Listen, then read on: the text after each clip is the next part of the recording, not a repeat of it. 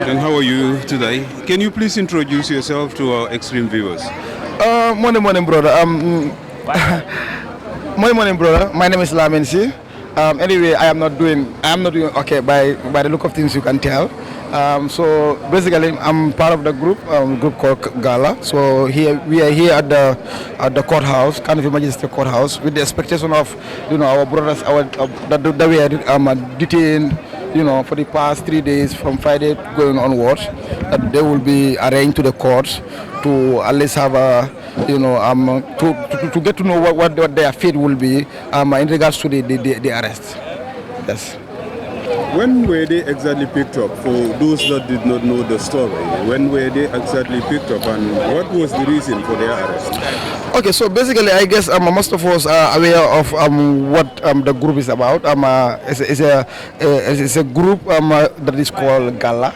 And then what the purpose of the group is to hold the government accountable on certain things, and then the group emerged on April, no, yes, May 8th. That was when the group came out. I guess we can all remember that it happens 2025 May 8th, when the previous government, which is the APRC government, the Jammeh government, his assets were confiscated by the government, and then part of the TRC recommendations was for those assets to be sold and the proceeds to be given to the TRC, to the Jammeh victims, and the rest can be put into development of the country. So as recommended by the TRC back then was those sales should have been made public so that at least the public can have a chance to be part of the auction. Every citizen from Katon to Koina can have a chance to avail themselves there. Whatever they can get, whatever they can buy from you, they can buy. But then we came to realize that it was made in a very unlawful manner. The sales were made in a manner that was not recommended by the TRC recommendations. So when that happened, group of us came out and then made some noise about it, and then we protested in Banjul, and some of us were arrested. And this happened in May 8, May 8, 2025. That's when exactly this group came to life, and that was exactly the day that we wanted to commemorate, which was 3 days back. This was on Friday, May 8. So the way we wanted to commemorate it was to invite some of our stakeholders, and some of our sister, CSOs and NGOs to come and commemorate this very important day with us at the Westfield Monument. So we followed the protocols and the procedures because I think we are all aware that the monument, the youth monument, is under the council KMC.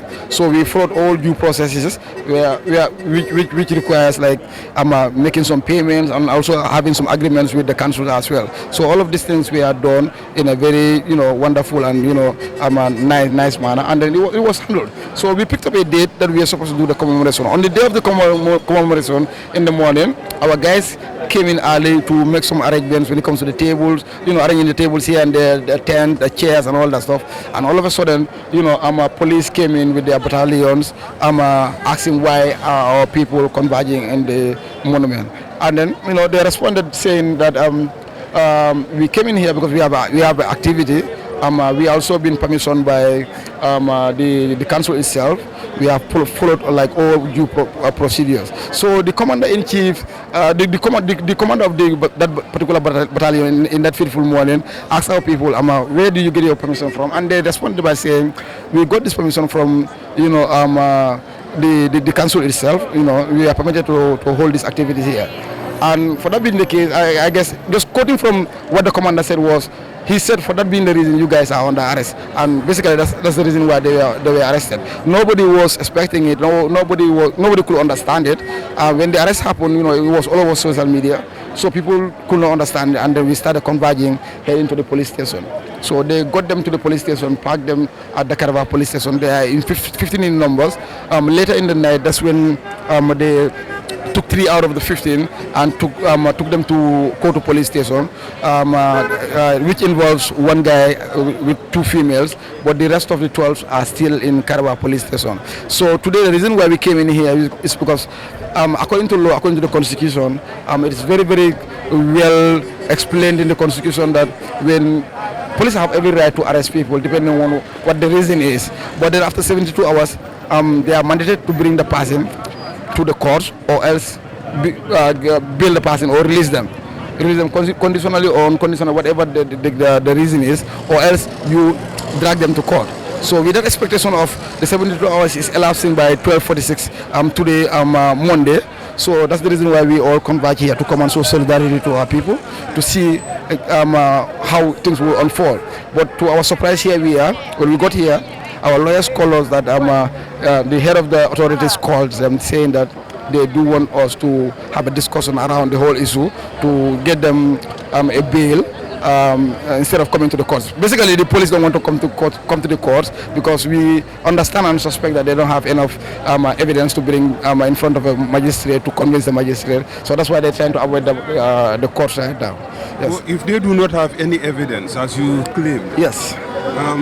When has it become a crime as a citizen of the land to congregate at a public venue, particularly a place designated for the youths? Because I think the youth monument was specifically for the youths, dedicated to the youths. Exactly. When has it become a crime for youths to occupy what is meant for them or what is designated for them? So this is the problem. Like as I'm speaking to you, I am on April 10/11. I think we can all remember, what happened in April 10/11, 2000 back then, when some of our fellow students were demonstrating and they were shot by some of our security bands.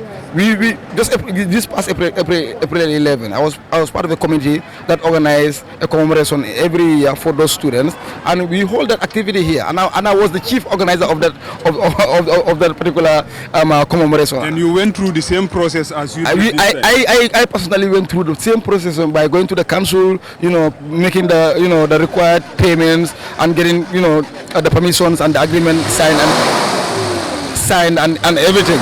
There was never a permission coming from the office of the IGP or from the police or anything, and we hold that activity without any issue. And even the mayor himself, I guess he made some clarification, some publication that we all can also attest to.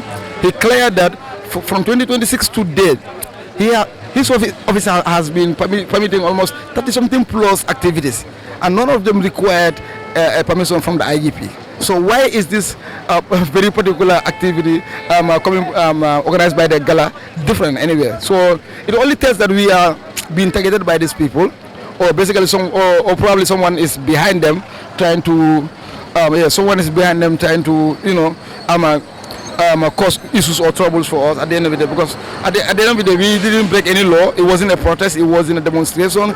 It wasn't, we were staging a coup d'etat or killing anybody else. We were just doing a simple commemoration. So it's very frustrating, to be honest. It's very, very frustrating. But as you mentioned, even according to the Lord Mayor of KMC, this is the first time that he is personally hearing something like that. Yes. So why do you think the IGP or the men in uniform targeted Gala? What do you think is the rationale behind it? Why Gala? Why did they prevent you from accessing that place? The reason is we understand that we are a pressure group that keep putting pressure on the government, and this is part of our rights to do so. As citizens of a country, you have every right to hold your government accountable, and that's exactly what we are doing. We have not been violating any laws. We have not been disrespectful to the government. We are just holding them to account. Like, these are your responsibility. X, Y, and Z is your responsibility. Why haven't you done this? Why have you done this way? It should not be done this way. The law says it should be done this way, and that's exactly what we are doing. So because of we are putting them to account, instead of seeing us as a genuine youth and citizen of this country, and then they can work with us to make sure at least the betterment of the entire country can be achieved. Now they are viewing us as their enemies, which is very sad, to be honest. So basically, that's it. They're just viewing us as enemies instead of viewing us as stakeholders or partners in development. So this is the problem everywhere. And we've also heard word that you've been, as members, Gala members, you were denied access to get to your people, to either see them. And also the two female or the two ladies involved were also denied sanitary pads, for instance. Can you deny or verify that story? Yes, this story is very, very legit. Yes, on the first day when they were arrested, what happened was, because normally when our people are arrested, we make sure like their well-beings are very much taken care of, from food to anything that they need. So we are in the month of the ladies, and normally they will need some things with them.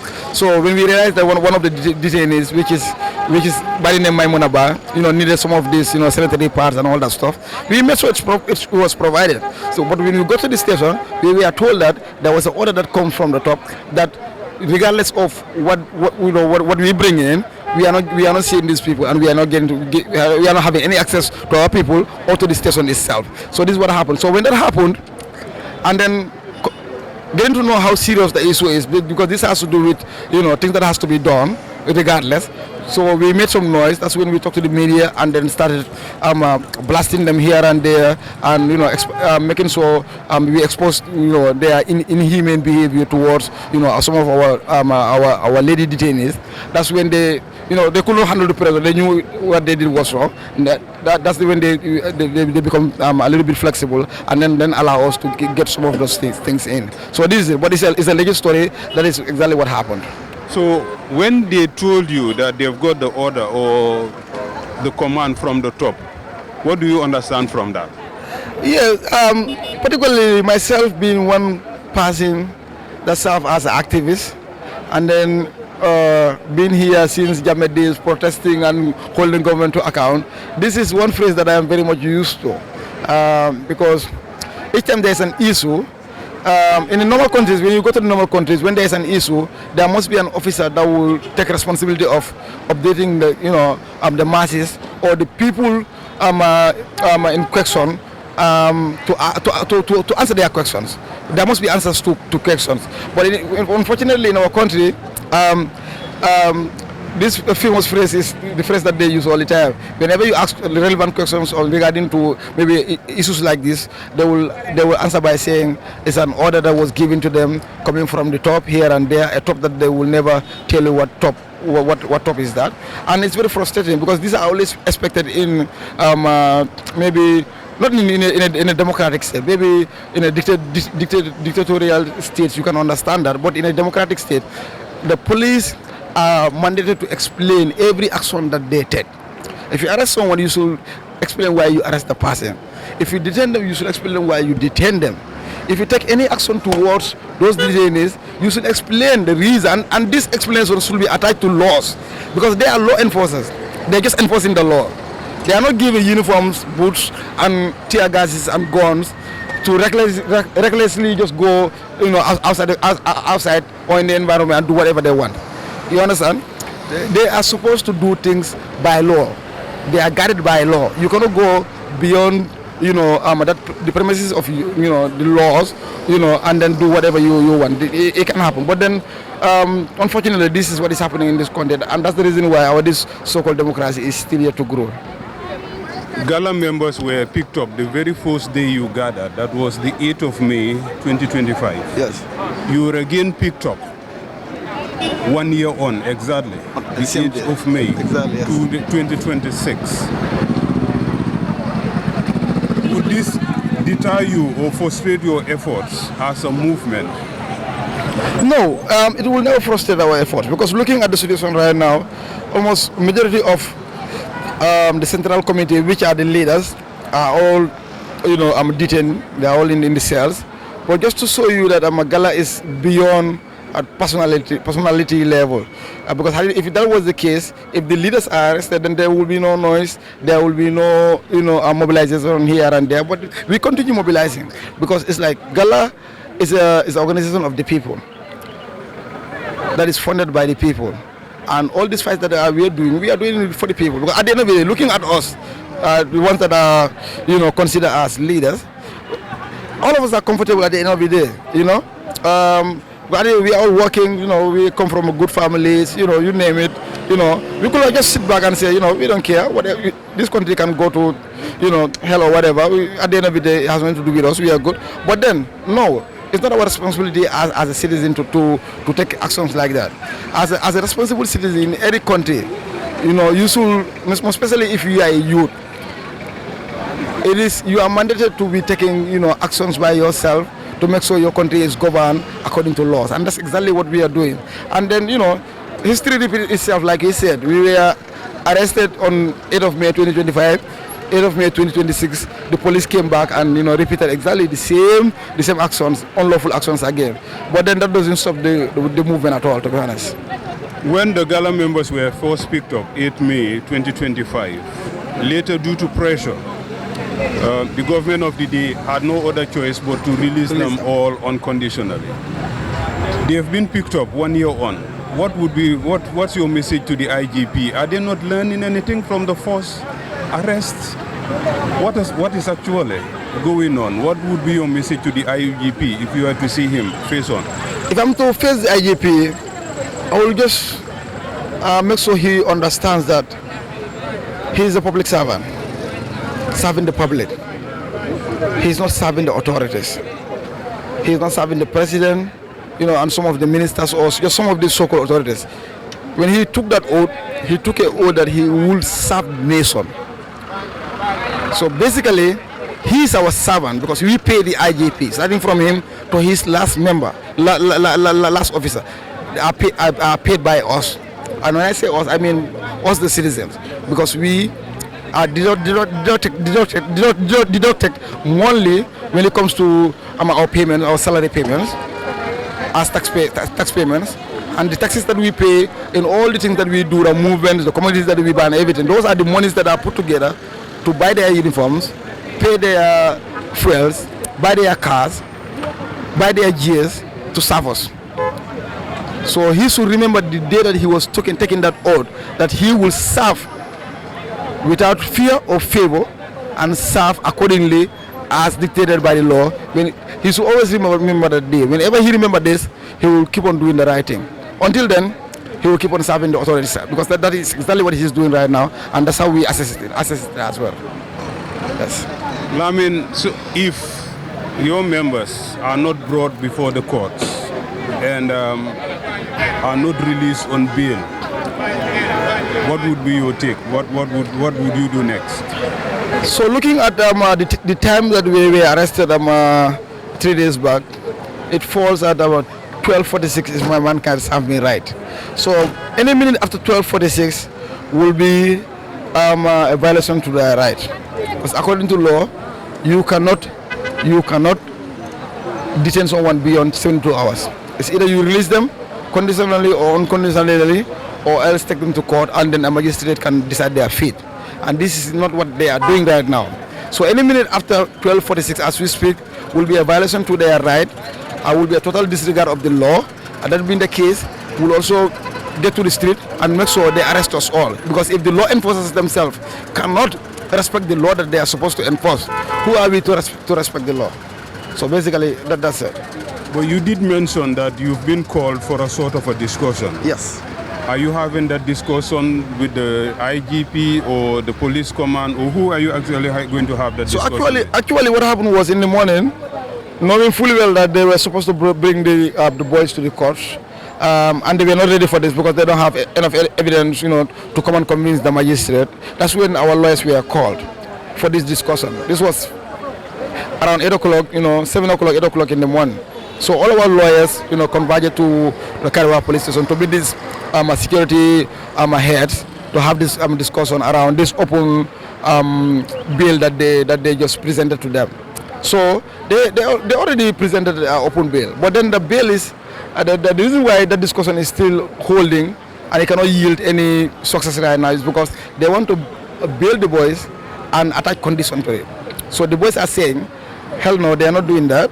They will only have to be bailed unconditionally, or else they bring them to the court, then we can have a court bail, but then they will not be bailed by the police, because we know their tactics and the things they do when they bail you on police bail. So basically that's the conversation they are having over there, and then it has been almost 2 hours the conversation is still on.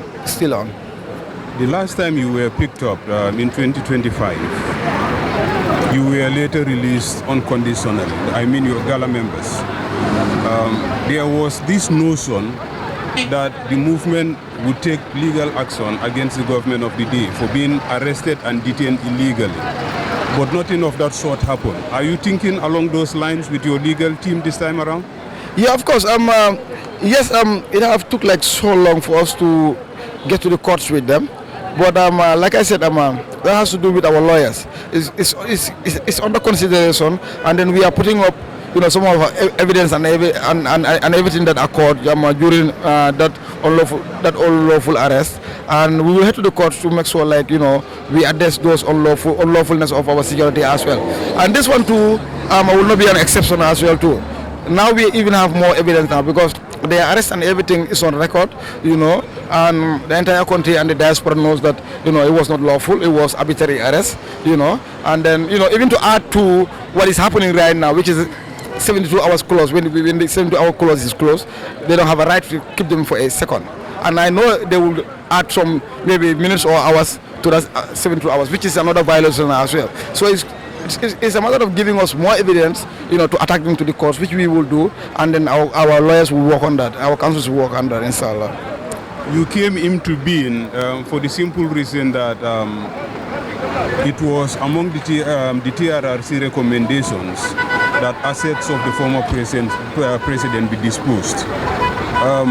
Also among the recommendations were the security reforms. What would be your message to the President of the Republic with regards to the security reforms to prevent the illegal arrest and detentions of Gambian citizens, particularly the youths? It's disappointing that the security sector reform was not respected as recommended by the TRRC recommendations, because looking at how we got this new administration in, it was through people losing their lives, beaten by the police, being sent to exile, being separated by their families. It was through sacrifice of blood and tears. So the first thing that should have been considered was the security sector reform, to make sure what happened in the past 22 years doesn't repeat itself. But it's unfortunate that when this administration came in, they disappointed everyone because the status quo suits them, so they decided to continue with them. And that's exactly what they are doing, which is a repetition of what was happening during the dictatorship. Now here we are being arrested for doing nothing, being jailed as it was happening during 22 years, even beyond the 72 hours clause, and then nothing comes out of it. At the end of the day, they're still using the Public Order Act, to weaponize it and arrest citizens, responsible citizens in this country for doing exactly nothing. So basically, it's the same thing, the same system, and then the only reason why they are not giving it giving any interest is because it suits their interest as well. So like I said earlier, so basically that's it. And it's disappointing that we are still on the same situation. They're using the same system to keep doing what was happening during the 22 years of dictatorship. So my brother, in conclusion, what's your message to your detained colleagues and friends and the Gambian youth or the Gambian people at large? My message is very clear, because I know my comrades inside there. I know, like I said earlier, they're not doing this for attention, or they're not doing it to get any gain from it. At the end of the day, the things that you get from holding government accountable is being abused, is being tortured by the police, is getting arrested, and spending nights in cells when you have very comfortable bed that you can spend a night to. But they worth it, and they don't know about the struggle. They know that it's worth it, and mentally they are also prepared for this. So I'm just urging them to continue on holding on. We are outside making sure everything that is needed to be done is done. Every sacrifice that they worth, we will take it as well too. We will not disappoint them. I will make sure the right thing is done until they get released. And what about the Gambian youths in general? Yeah, the Gambian youths in general is, I know we came from a dictatorship, and then we have been caged for almost 22 years. And it also has an effect on the way we think and see things. But these things should be a concern of everybody. Looking at the economic situation, how many Gambian youths are privileged to having a job? The ones that are having job, how many of them are paid more than $10,000? Majority of them are paid 3,000, 4,000, 5,000. And this even includes the security means that the system used to abuse us. You understand? So our fight is this. We want to change the narrative, change our economic situation, change our country for the betterment of everyone and for our future children as well too. So things like this, everyone should get themselves involved. Because it doesn't matter if you are arrested or not, because you can fall a victim at any second, at any given time. So for us not to get to that, when it's about to, when we think of holding the government accountable, everyone should come on board, and all hands on deck are necessary and needed, to be honest. Thank you very much. Yes, thank you for your time.